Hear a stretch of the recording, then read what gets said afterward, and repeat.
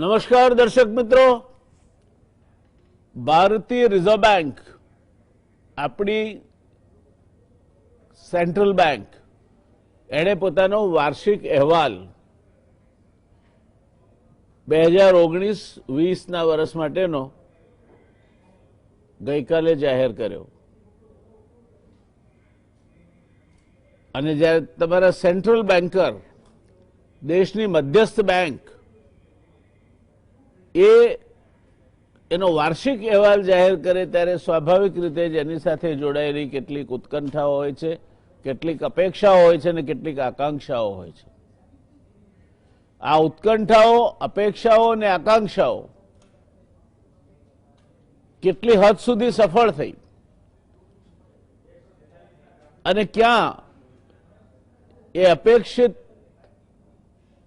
માહિતી આપવામાં અથવા તો અપેક્ષિત માહિતીને અપેક્ષિત રીતે રજૂ કરવામાં નિષ્ફળ ગઈ તેની ચર્ચા આપણે કરવાની છે.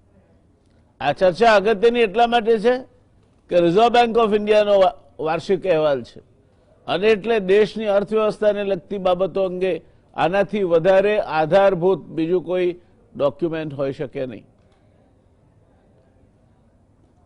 દર્શક મિત્રો, અત્યારે અર્થતંત્રની સ્થિતિ બદથી બદતર તરફ જઈ રહી છે. તે સમયે નાણાકીય વર્ષ 2019-20 માટેનો વાર્ષિક અહેવાલ ભારતીય રિઝર્વ બેંક દ્વારા રજૂ કરાયેલો છે.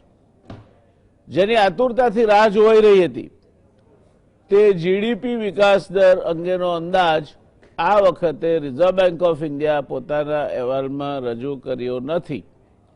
હવે ભારતમાં જીડીપી અંગે એપ્રિલથી જૂન સુધીના ત્રૈમાસિક ગાળાના આંકડા ભારતીય રિઝર્વ બેંક દ્વારા 31મી ઓગસ્ટે જાહેર થશે ત્યાં સુધી રાહ જોવાની રહી અને એ ગાળો બહુ દૂર નથી, એ તારીખ બહુ દૂર નથી.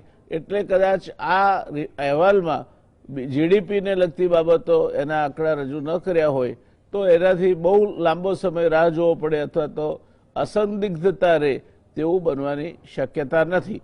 એટલે એને બહુ વધારે મહત્વની વાત ગણવાનું મને ઉચિત લાગતું નથી. ઘર આંગણાની અને વિદેશી એજન્સીઓએ જીડીપીમાં 20% સુધીનો ઘટાડો થવાની શક્યતા વ્યક્ત કરી છે. આ અનુમાનો છે, અનુમાનો બદલાઈ પણ શકે છે. અનુમાનો હકીકતમાં ફેવરેબલ એટલે આપણને અનુકૂળ આવે તે રીતે પણ બદલાઈ શકે છે, નકારાત્મક રીતે પણ બદલાઈ શકે છે.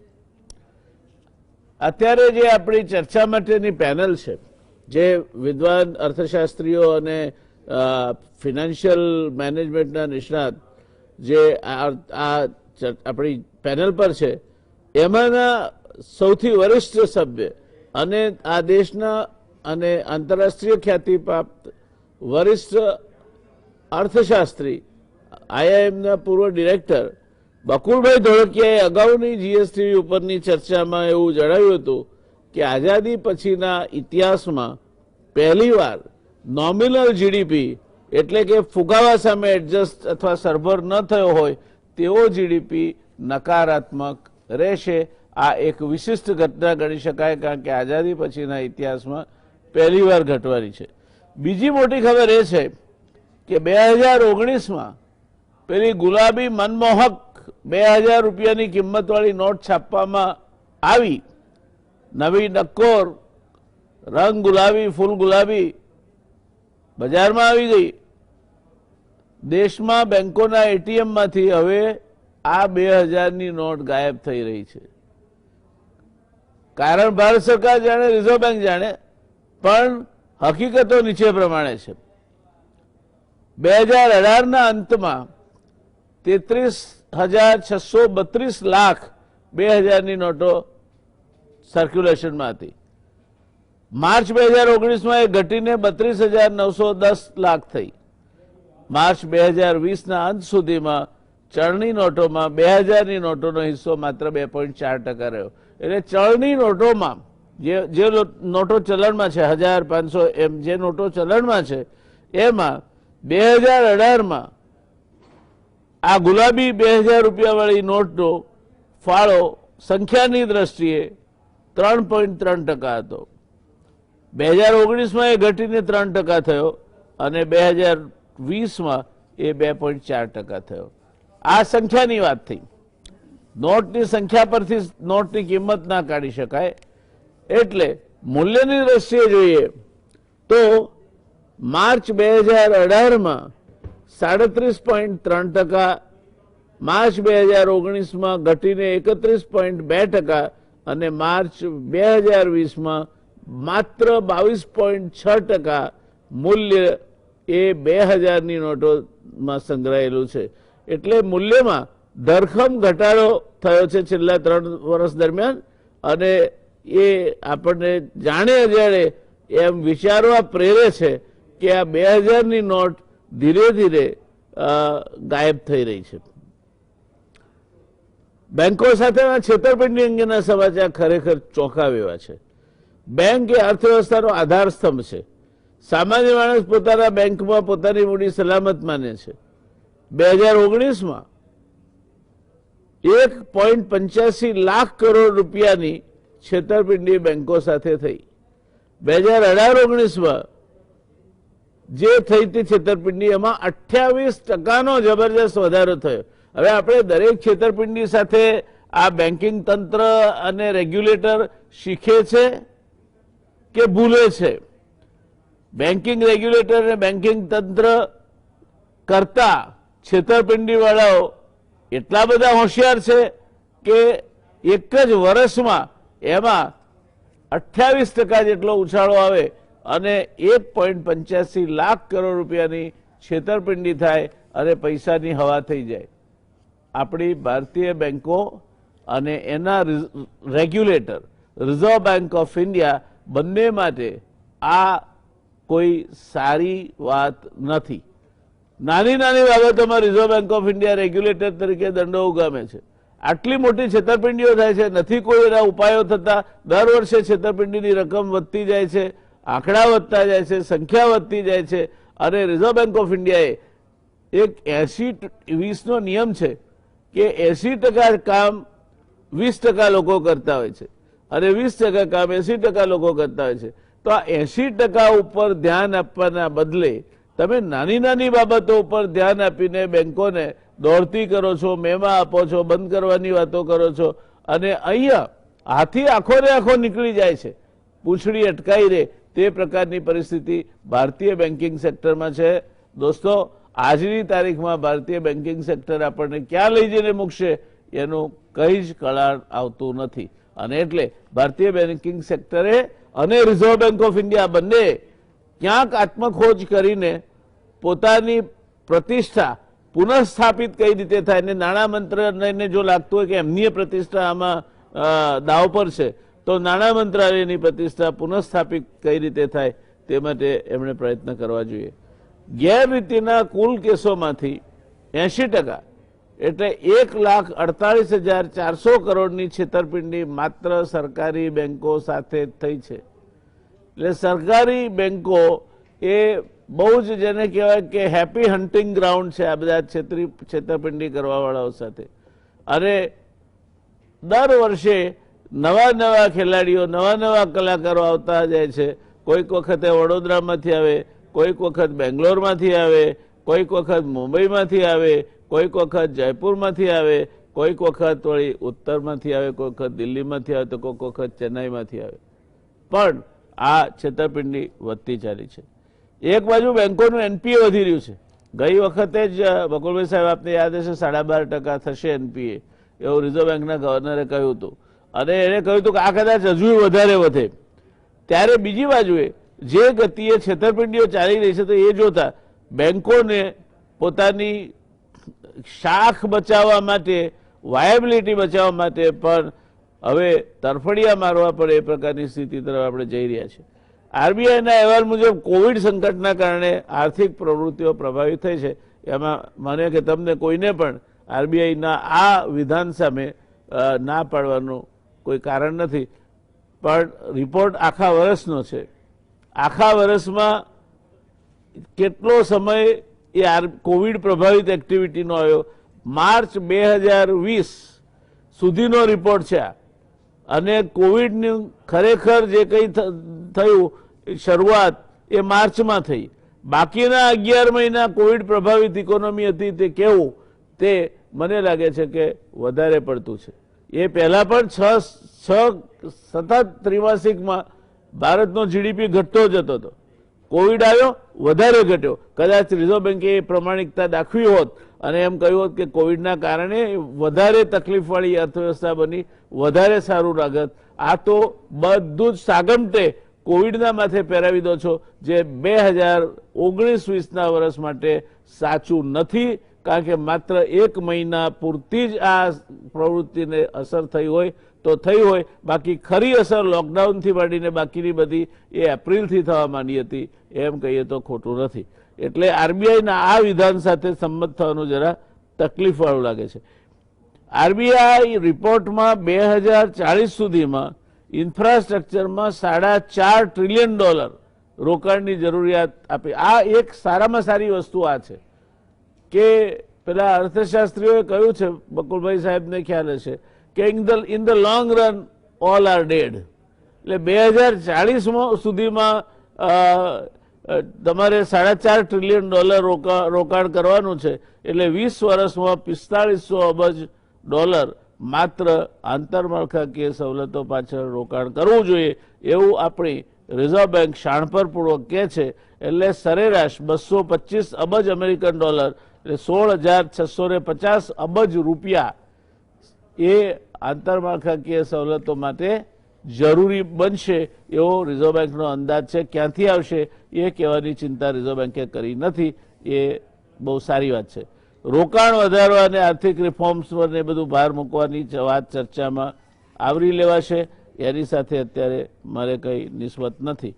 એટલે ટૂંકમાં જે આ પોલિસી આવી છે એ પોલિસીએ લગભગ જે હકીકતો છે એનું નિરૂપણ કરવા સિવાય અને ક્યાંક એ નિરૂપણમાં થોડી કામતેમ છૂટ લેવા સિવાય જાજુ કંઈ કર્યું હોય એવું દેખાતું નથી.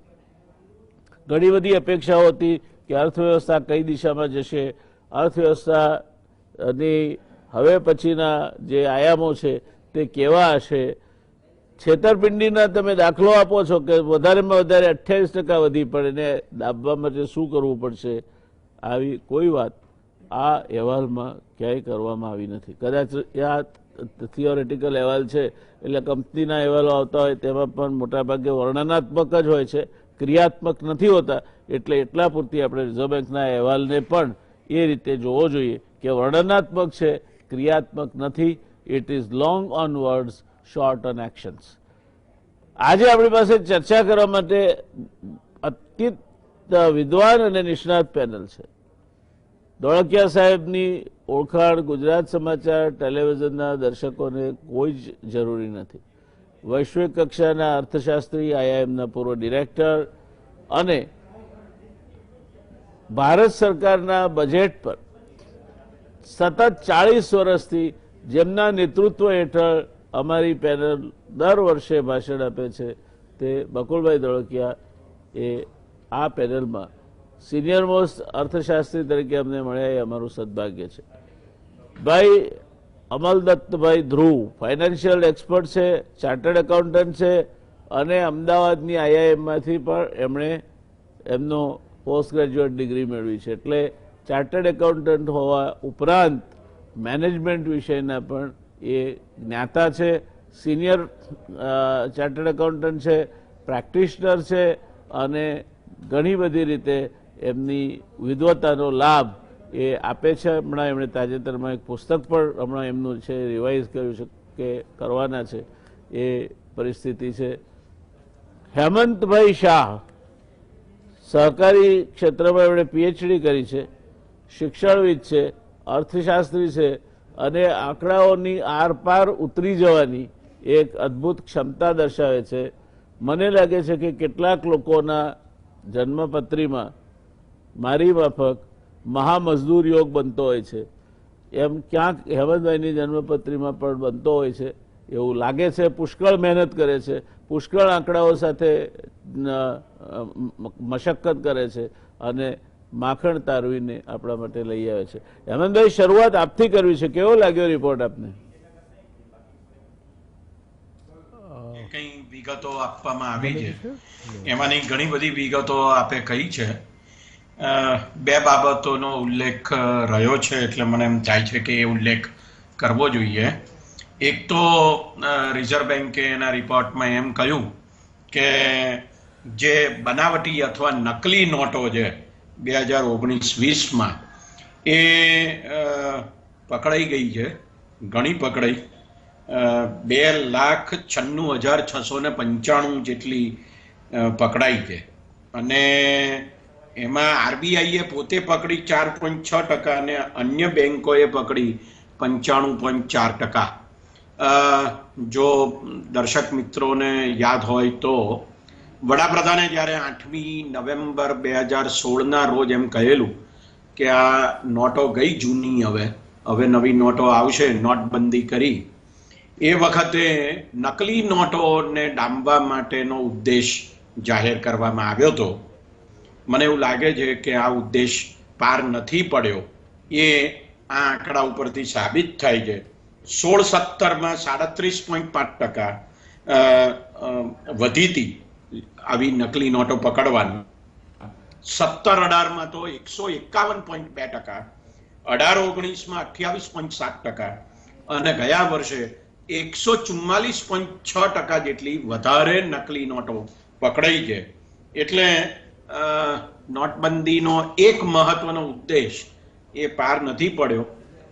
લોકો નકલી નોટો છાપવાના રસ્તા શોધી લે છે, એમ આપણે આમાંથી કહી શકીએ. રિઝર્વ બેન્કે એક બીજો અગત્યનો મુદ્દો એના અહેવાલમાં કહ્યો છે, અને તે એ છે કે જે કન્ઝ્યુમર કોન્ફિડન્સ સર્વે એ કરે છે એ સૌથી નીચો અત્યારે ગયો છે, અને એમાં એમણે એમ કહ્યું છે કે ગ્રાહકોનું જે વર્તન છે એ વર્તન જ અત્યારે સૌથી વધારે મહત્વનું બન્યું છે. હું બહુ વિગતોમાં અત્યારે જતો નથી, પણ જેને બિહેવિયરલ ઇકોનોમિક્સ કહેવામાં આવે છે એનો ઉલ્લેખ આગલા સર્વેમાં કરવામાં આવ્યો હતો, અને એ સ્વચ્છતા મિશનના સંદર્ભમાં કરવામાં આવ્યો હતો.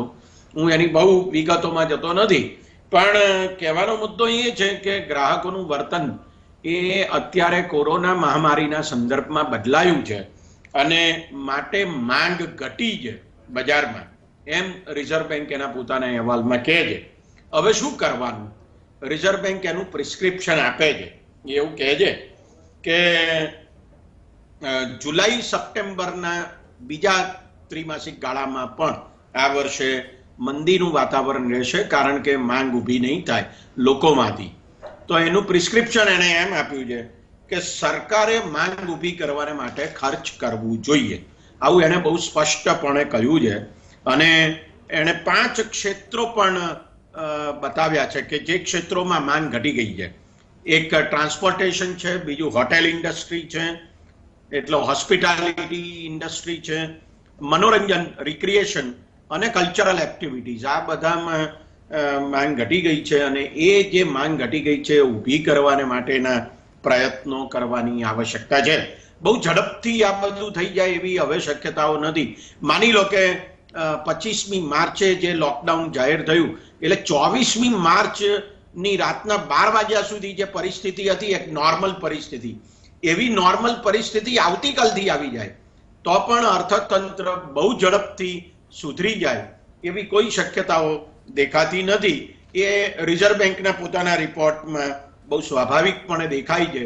એટલે માની લો કે 6 મહિનાની પરિસ્થિતિ હવેના જે 6 મહિના આવે છે ઓક્ટોબરથી શરૂ થાય તેમાં, તો એ 6 મહિના નોર્મલ રહે જેવા પહેલા હતા એવા, તો પણ પરિસ્થિતિ અત્યંત ગંભીર રહેશે અને જીડીપીનો વૃદ્ધિ દર નકારાત્મક રહેશે, એમ આ રિપોર્ટ કહે છે.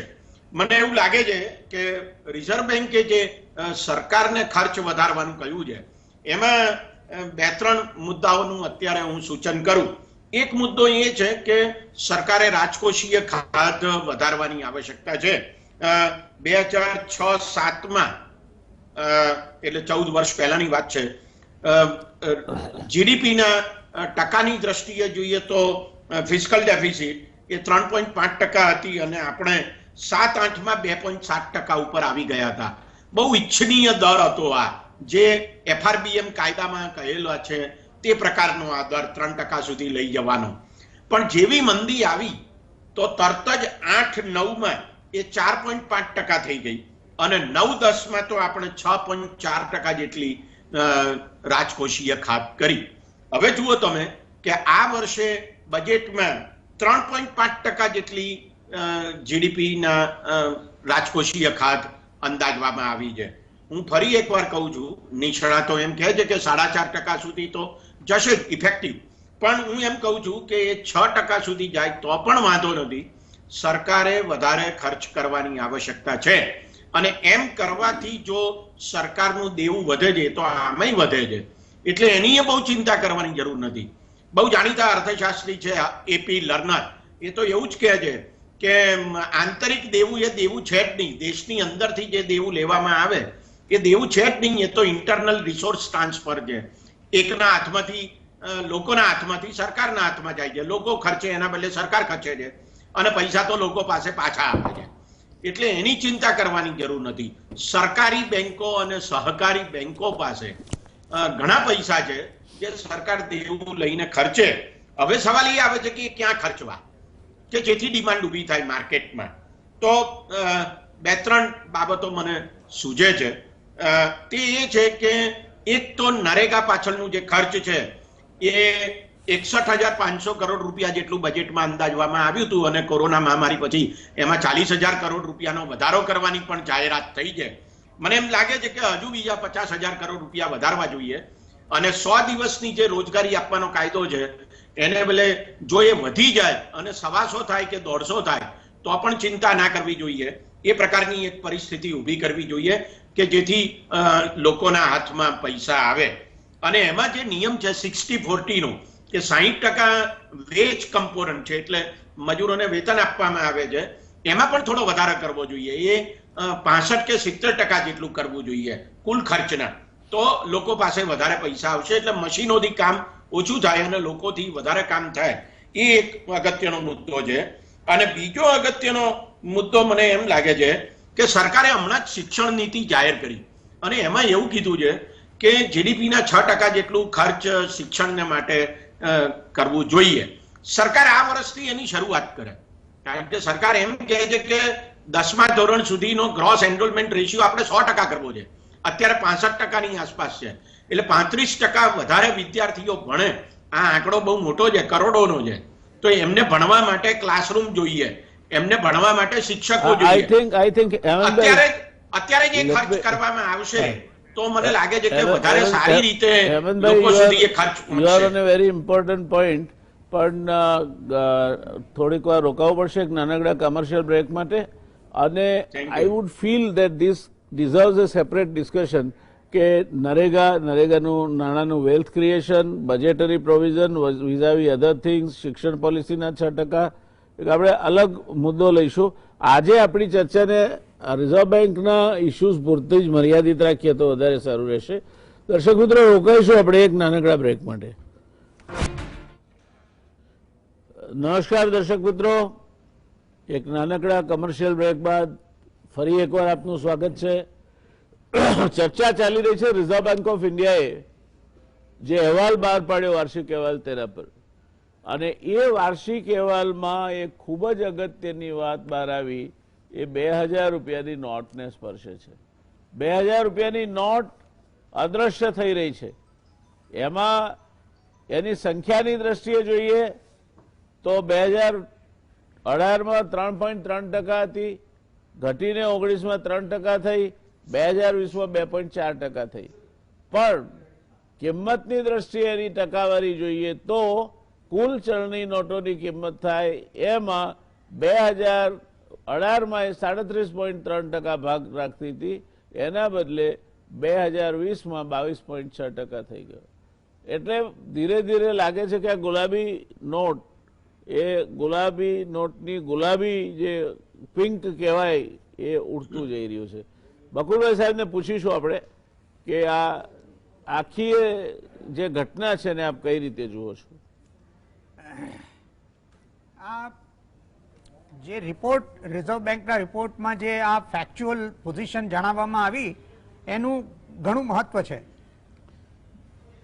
એમાં સૌથી મોટી વાત એ છે કે જ્યારે આપણે અર્થતંત્રની જીડીપીની સાથે મની સપ્લાયને કમ્પેર કરીએ ત્યારે traditionally economists talk about the stock of money and velocity of money, the velocity of circulation.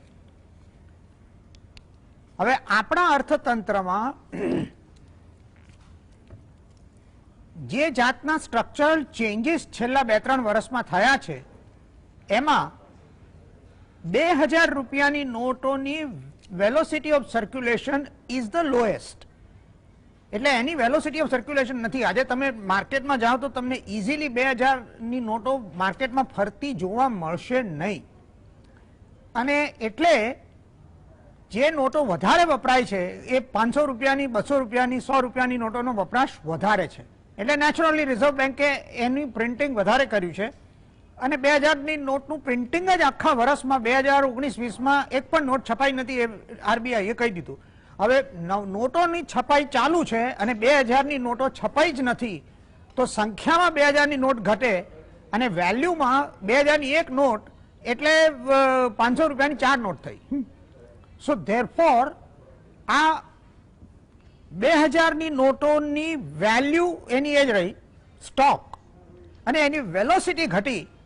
એટલે એને કારણે થઈને ટ્રાન્ઝેક્શનના પ્રપોર્શન તરીકે એનું અને આ સિગ્નિફિકન્ટ છે. 37% થી 22% એટલે 15%નો ઘટાડો એની અંદર થઈ ગયો છે. આ નેચરલ વસ્તુ છે, આમાં કંઈ પણ હું દર્શક મિત્રોને એક મહત્વની વાત કહેવા માંગીશ કે આનો અર્થ એ નથી કે 2000 રૂપિયાની નોટ બંધ થઈ જવાની છે. સો મહેરબાની કરીને આમાં પેનિક થવાની જરૂર નથી. This does not mean that 2000 રૂપીસની નોટ ડિમોનેટાઇઝ થશે. અત્યારના એક ખોટું વાતાવરણ ઊભું થયેલું છે અને એણે પણ વેલોસિટી ઓફ સર્ક્યુલેશનમાં ઘટાડો થયો એમાં કોન્ટ્રીબ્યુટ કર્યું છે. But that is not, I don't think that is the matter of fact. કાલે ઉઠીને જો 2000 રૂપિયાની નોટોની ડિમાન્ડ વધશે તો રિઝર્વ બેન્ક એને ફરીથી પ્રિન્ટ કરવાનું ચાલુ કરશે. It's a demand supply mechanism. So therefore there is no need to worry about it કે ભાઈ આપણા ઘરમાં 2000ની નોટ પડી હોય તો સૌથી પહેલા કાઢી નાખો, એ રીતે વિચારવાની જરૂર નથી. બીજું વાત સાહેબ કે રિઝર્વ બેન્કના રિપોર્ટમાં જે સૌથી મહત્વની વાત કહેવામાં આવી છે તે એ છે કે સી આરબીઆઈનો report is a report on the state of the economy. અને સ્ટેટ ઓફ ધ ઇકોનોમી એટલે એના જુદા જુદા પાસાઓ. હવે એમાંથી ઘણા બધા પાસાઓ મહત્વના છે, પરંતુ આ જે 5-6 સેક્ટર એમણે આઈડેન્ટિફાય કર્યા, હોસ્પિટાલિટી, રેસ્ટોરન્ટ્સ, હોટેલ્સ, પછી રિટેલ, ટ્રાન્સપોર્ટેશન જેમાં એર ટ્રાન્સપોર્ટ પણ આવી જાય, અને એન્ટરટેઇનમેન્ટ, આ બધા સેક્ટરની અંદર સબસ્ટેન્શિયલ પ્રમાણમાં મંદી છે. અને પ્લીઝ રિમેમ્બર કે આ બધા સર્વિસ સેક્ટર છે. એટલે service sector has been badly affected. Manufacturing is affected એ વસ્તુ હવે કહેવાની જરૂર રહી નથી. એટલે રિઝર્વ બેન્ક ઇનડાયરેક્ટલી તમને કહી રહ્યું છે કે મેન્યુફેક્ચરિંગ અને સર્વિસ સેક્ટર બંનેની અંદર પ્રોબ્લેમ છે. પણ જે વધારે મહત્વની વાત રિઝર્વ બેન્કે આ રિપોર્ટમાં કહી છે તે એ છે કે આ જે 5-6 આઈડેન્ટિફાઈડ સેક્ટર્સ છે એમાં એનપીએનું પ્રપોર્શન સિગ્નિફિકન્ટલી વધવાનો ચાન્સ છે. કારણ કે આ બધા સેક્ટરની અંદર એક્ટિવિટી જ નથી, અને એક્ટિવિટી નથી એટલે મોરેટોરિયમ જ્યારે 31મી ઓગસ્ટમાં પતી જશે, એટલે 6 મહિનાનું મોરેટોરિયમ હતું માર્ચથી ઓગસ્ટ, એ પતી જશે ત્યાર પછી આના બધા ઇન્સ્ટોલમેન્ટ્સ ડ્યુ થશે. અને એ ઇન્સ્ટોલમેન્ટ્સમાં 31મી માર્ચ સુધીની રાહત છે ફોર ક્લાસિફિકેશન એઝ એનપીએ, પણ 31મી માર્ચ પછી નથી. હવે 31મી માર્ચ પછી આ બધા નોન પરફોર્મિંગ એસેટ્સ થાય એની પોસિબિલિટીઝ રિઝર્વ બેન્કે ક્લિયરલી ઇન્ડિકેટ કરેલી છે આની અંદર. અને એટલા માટે હવે કામતની કમિટી છે કે જે બેંકોના રિસ્ટ્રક્ચરિંગ માટે નો રિપોર્ટ આપશે. એટલે જે રિસ્ટ્રક્ચરિંગ ઓફ એનપીએસ ને એસેટ્સની જે વાત છે એની અંદર ફ્યુચરિસ્ટિક એંગલ બેંકોએ લેવો પડશે. આ અધ્યાહાર વસ્તુ રિઝર્વ બેન્કે કહી છે that the banks will have to worry about not just the current state of NPAs but also projected state of NPAs over next 1 to 2 years.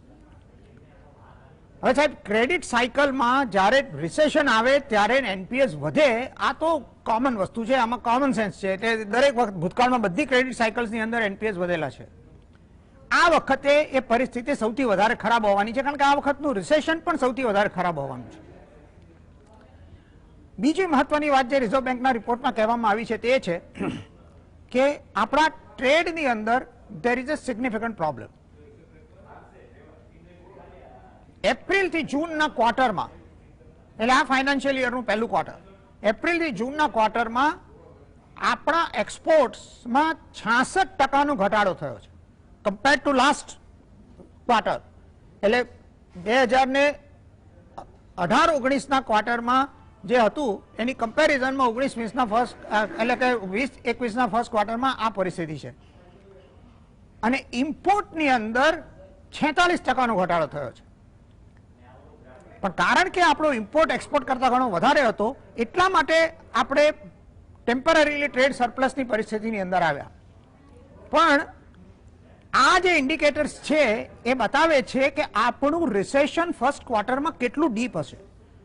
That you know, હવે 66% export ઘટે એક ક્વાર્ટરમાં અને 46% ઇમ્પોર્ટ ઘટે. I mean, this is something which is unprecedented. આવું કદી બન્યું નથી. So these are indicators of the severity of the problem. કે પ્રોબ્લેમ કેટલો સિરિયસ છે અને કેટલો સિવિયર છે. જી. બીજી એક મહત્વની વાત કે કોવિડની ઇમ્પેક્ટ ઇકોનોમી ઉપર, વિથ ડ્યુ એપોલોજીસ સર, આ આરબીઆઈ નો રિપોર્ટ છે that covers the period from 1st July to 30th June. It does not cover the period from 1st April to 31st March.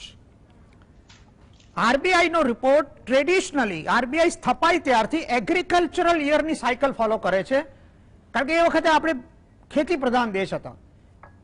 A structure RBI નું છેલ્લા 40 વર્ષમાં બદલાયું નથી. જ્યારે આ બન્યું ત્યારે ખેતી was contributing 2/3 of the GDP. આજે ખેતી 15% છે.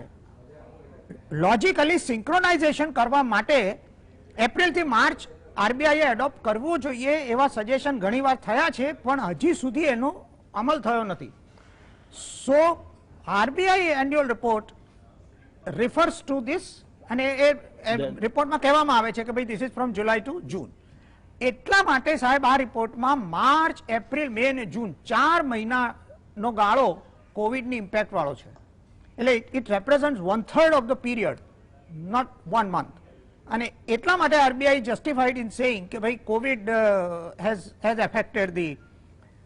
બીજી વાત કે ધેરફોર જ્યારે આરબીઆઈ જીડીપી ગ્રોથની વાત કરે ત્યારે એ જુલાઈથી જૂનના પીરિયડની વાત કરે, એટલે આમે તે પહેલાની સાથે કમ્પેરેબલ ના હોય.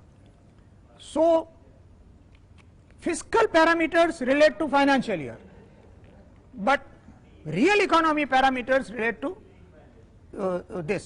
એટલે આ એક વસ્તુ સમજવા જેવી છે. હવે બીજી સૌથી મહત્વની વાત, અને જે રિઝર્વ બેંકે સ્પષ્ટતાથી કહી, એ ફ્રોડને લગતી કે જે ભાઈ બેન્કિંગ જે ફ્રોડ્સ થયા છે તે. હવે એમાં પણ એક વાત I would like to highlight કે ફ્રોડમાં તો આમાં એવું છે કે છીંડે ચડ્યો હોય ચોર, પણ એ પકડાય તો ચોર કહેવાય ને. હવે ફ્રોડ જ્યારે આઈડેન્ટિફાય થાય ત્યારે ફ્રોડ. હવે અત્યારના એકચ્યુઅલી બેન્કિંગ સિસ્ટમમાં ફ્રોડનું પ્રમાણ કેટલું છે તે કોઈને ખબર નથી, પણ એ જેટલા પકડાયા તે. હવે પંજાબ નેશનલ બેંકના એક મેનેજરિયલ સ્ટાફે હિંમત ના બતાવી હોત તો નીરવ મોદીનું કૌભાંડ કદી જિંદગીમાં પકડાતો જ નહીં.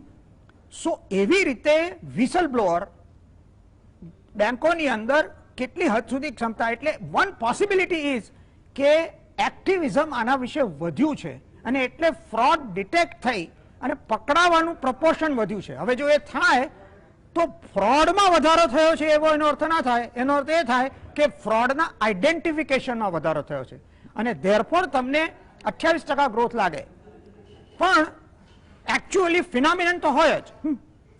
That symptom was there. Only thing is that you are now more proactive in identifying it. Thank you sir. હવે મને લાગે છે કે બેંકોએ વિસલ બ્લોઅર પોલિસીસ ને સ્ટ્રેન્થન કરવાની જરૂર છે અને એને એન્કરેજ કરવાની જરૂર છે.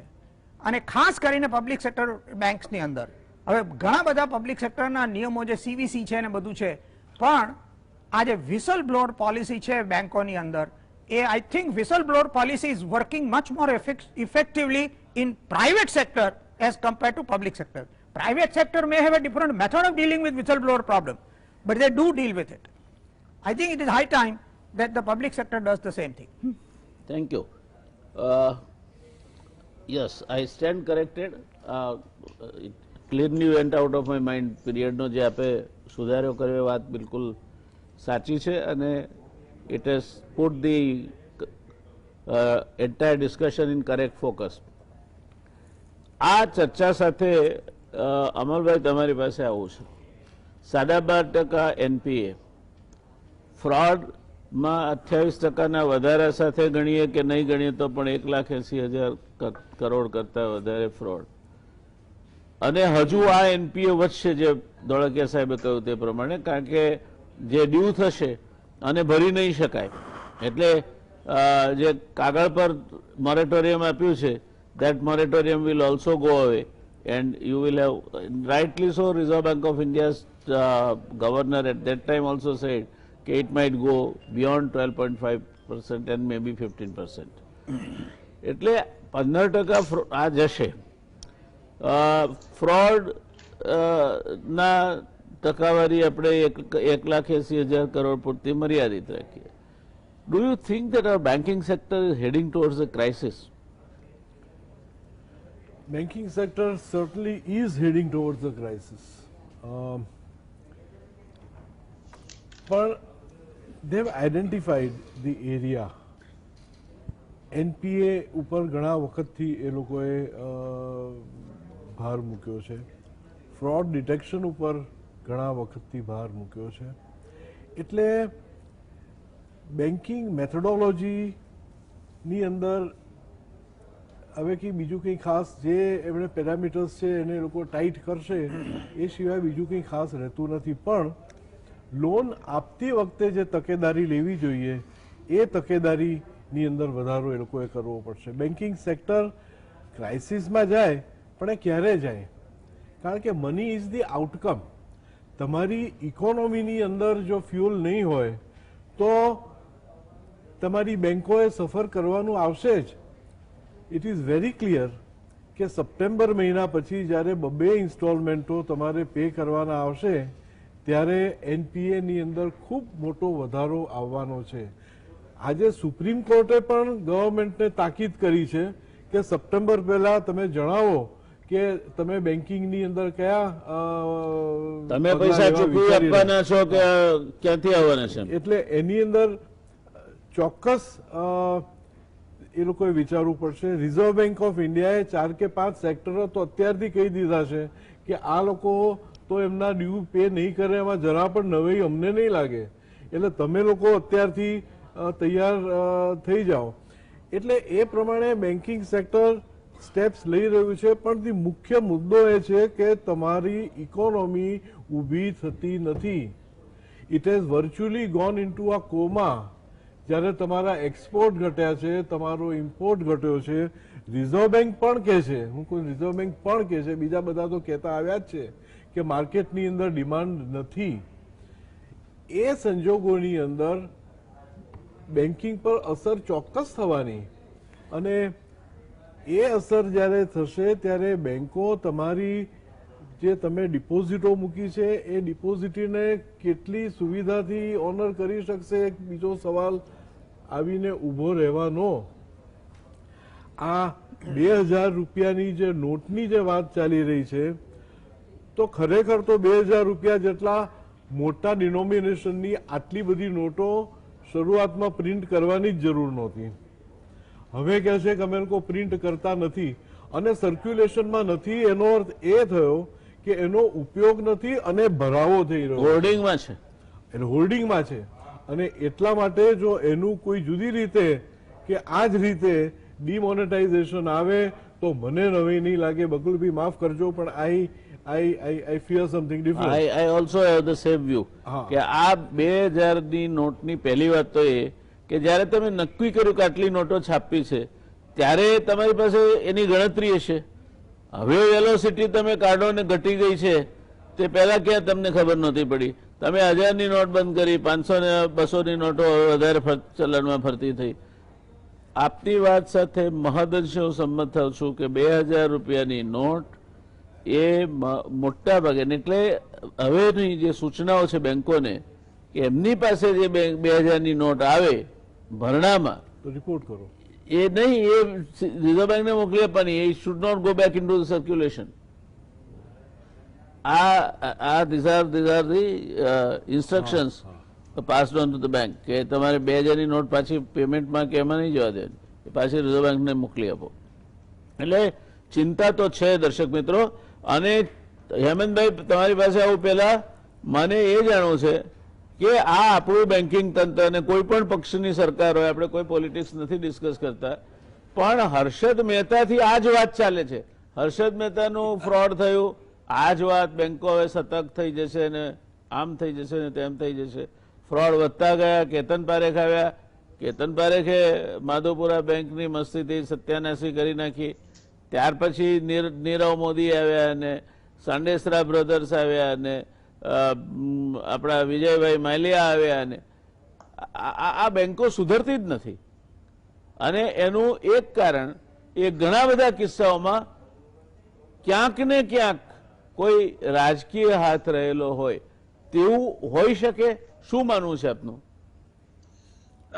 આપની વાત બિલકુલ સાચી છે, કારણ કે રાજકીય દરમિયાનગીરી સિવાય આટલી મોટી છેતરપિંડીઓ થઈ શકે નહીં, કોઈ પણ પોલિટિકલ પાર્ટી હોય. એટલે કહેવાનો મુદ્દો એ છે કે જે સરકારીકરણ છે બેંકોનું, એમાં જે રાજકીય દખલગીરી થાય છે એ દખલગીરી ન થવી જોઈએ અને એમને પ્રોફેશનલી મેનેજ કરવા દેવું જોઈએ. જો એ પ્રકારની પરિસ્થિતિ છે, આપણે સામાન્ય રીતે પબ્લિક સેક્ટર યુનિટ્સ માટે પણ કહીએ છીએ કે એમાં પ્રોફેશનલ મેનેજમેન્ટ હોવું જોઈએ. બરાબર એ જ પ્રકારની પરિસ્થિતિ બેંકોમાં પણ હોવી જોઈએ કે એમાં પ્રોફેશનલ મેનેજમેન્ટ હોવું જોઈએ. હવે તકલીફ શું થઈ ગઈ અત્યારે કે બેંકો નબળી પડે તો નબળી બેંકોને ભેગી કરો ને એક મોટી મર્જ કરીને મોટી બેંક બનાવો. એનાથી પ્રશ્નનો ઉકેલ નથી આવતો. એનાથી તો પ્રશ્ન જરા વધારે કેન્દ્રીકૃત બને છે, સેન્ટ્રલાઇઝ સિસ્ટમ ઊભી થાય છે. એટલે મને એવું લાગે છે કે આ મુદ્દો ખરેખર વધારે મહત્વનો છે અને બેન્કિંગ ક્ષેત્રે જે સુધારા કરવાની આવશ્યકતા છે, ખાસ કરીને વહીવટમાં પ્રોફેશનલ મેનેજમેન્ટ લાવવાના સંદર્ભમાં સુધારા કરવાની આવશ્યકતા છે, તે થવા જોઈએ. રીકેપિટલાઇઝેશન ભલે થાય, પણ એ રીકેપિટલાઇઝેશન પેલી એનપીએ ના કારણે થાય એ બહુ મોટી ખરાબ બાબત છે એમ આપણે કહેવું જોઈએ. એક જ મુદ્દો આરબીઆઈ ના રિપોર્ટના સંદર્ભમાં કહેવો છે અને તે એ છે કે મોનેટરી પોલિસી કમિટીએ પણ એવું કહ્યું છે, જે રિપોર્ટ નોંધે છે કે 2021નો જે રિયલ જીડીપી ગ્રોથ રેટ છે એ નકારાત્મક રહેશે.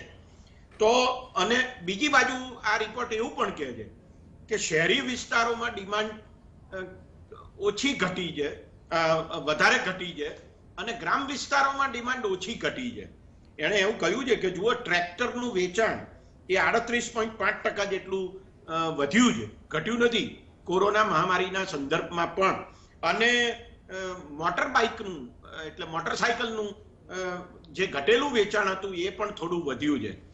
તો આનો અર્થ શું છે? આનો અર્થ એ છે કે ખેતી ક્ષેત્રે જે આર્થિક પ્રવૃત્તિ થવી જોઈએ એ આ કોરોના મહામારીના સંદર્ભમાં પણ ચાલુ રહી છે, મહદઅંશે.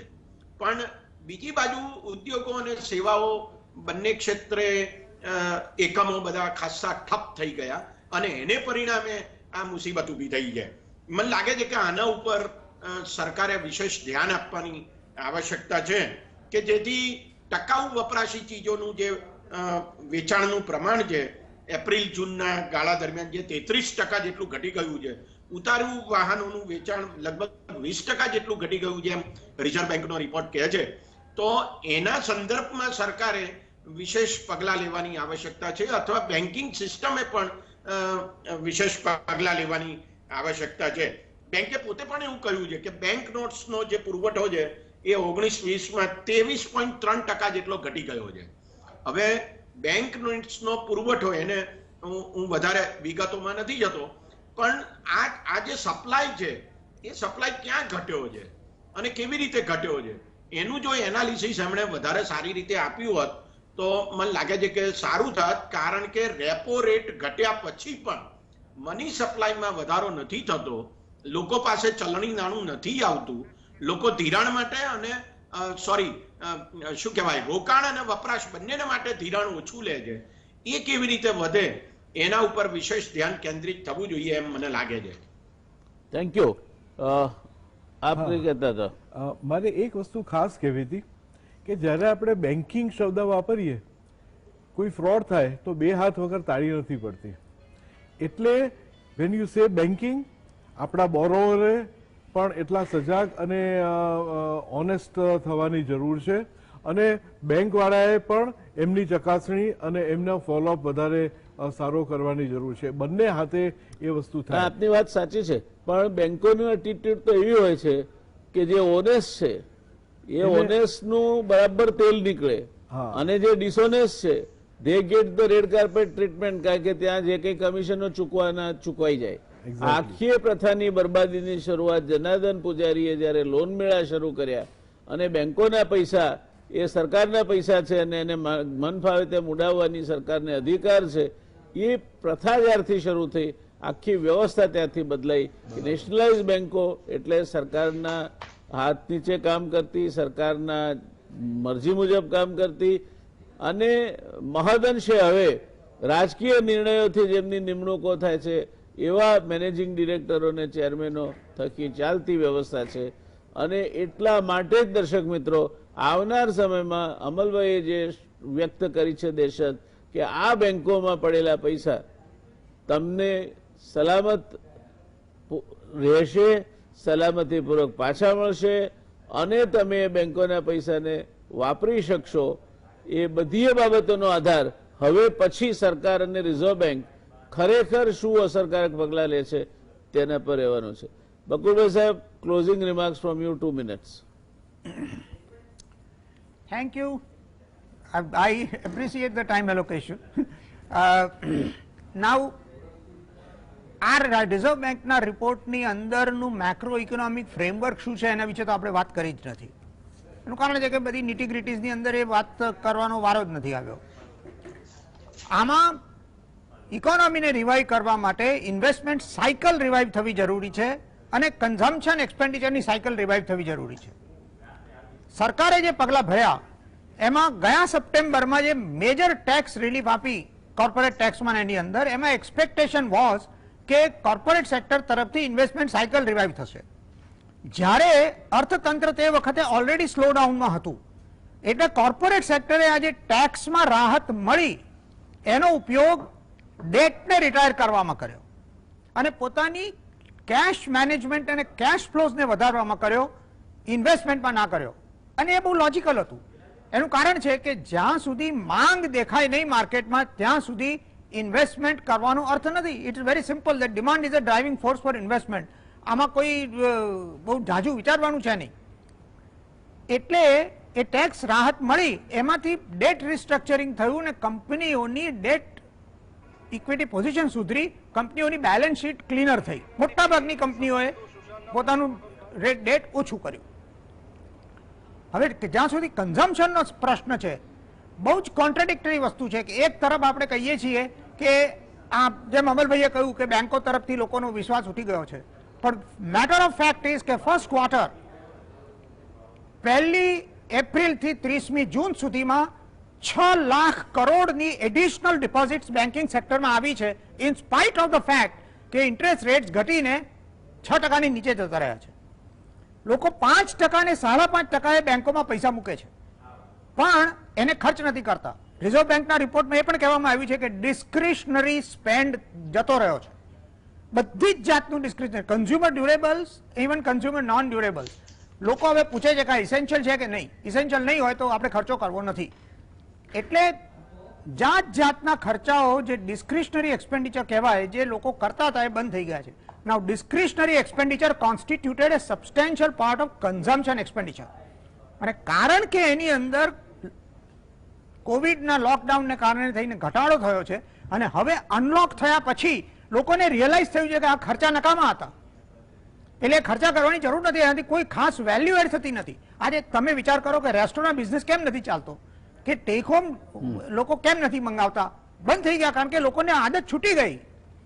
હવે એટલા માટે નવા એક્સપેન્ડિચર પેટર્ન્સ ને કરવા પડશે, એ જ્યાં સુધી બજારમાં નહીં આવે ત્યાં સુધી આ.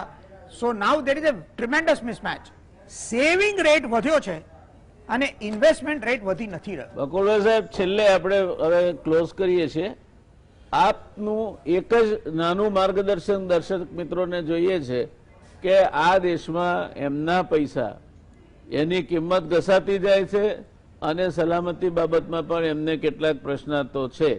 એમની પાસે આ બધા સ્ટેટિસ્ટિક્સ નથી, પણ એમના પોતાના ચિંતાઓ છે. તો આ અર્થવ્યવસ્થા એકાદ વર્ષમાં પાછી પાટા પર તો આવી જશે ને?